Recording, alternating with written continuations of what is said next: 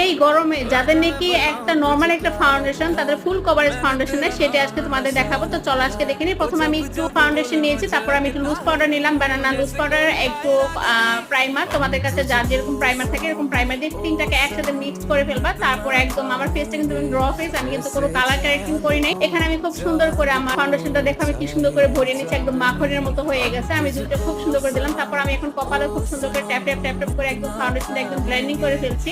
হ্যাঁ দেখো আমার কপালে কিন্তু একটু দাগ আছে, তারপর আমার দাগটা কিন্তু একদম হাইড হয়ে গিয়েছে। ওয়াও, একদম ম্যাজিকের মতো কাজ করছে। তো এইভাবে কিন্তু করলে তোমার ফুল একটা কভার ফাউন্ডেশন পেয়ে ফেলবা।